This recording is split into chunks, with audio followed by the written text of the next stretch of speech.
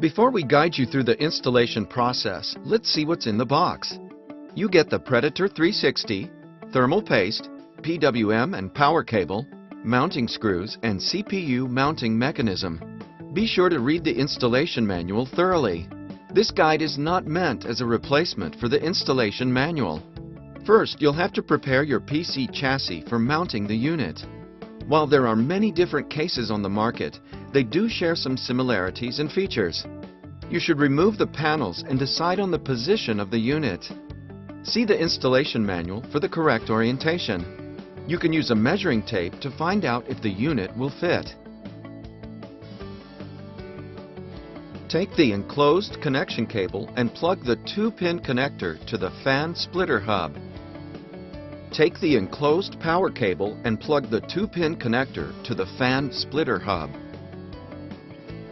Prepare the Precise Mount Universal CPU mounting mechanism. If you have the Intel LGA115X socket motherboard, you have to use M4 threaded thumb screws. If you have the Intel LGA 2011 socket motherboard, you have to use LGA 2011 M4 threaded mounting studs.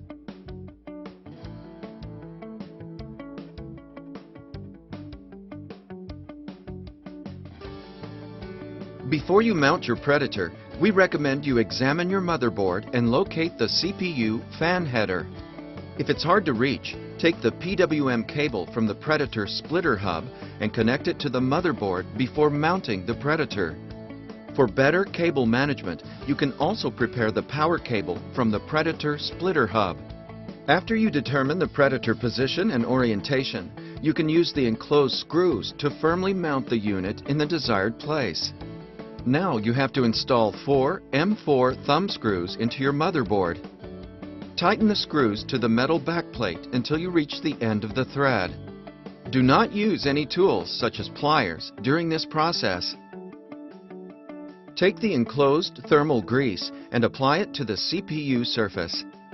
The quantity of about 2 rice grains is just about right. Applying too much thermal grease will have a negative impact on the cooling performance. Take the water block and remove the sticker on the copper head. Align the water block over the mounting screws. Place an enclosed coiled spring and thumb nut over each M4 thumb screw. Start fastening 2 thumb nuts at a time, preferably in a cross pattern, and don't tighten them fully until all of them are partially screwed in. Then, using only your fingers, screw in all 4 thumb nuts until you reach the end of the thread. Take the power cable from the Predator splitter hub and connect it to the SATA power supply cable. Check with your power supply installation manual for the correct connector. Your Predator installation is now complete.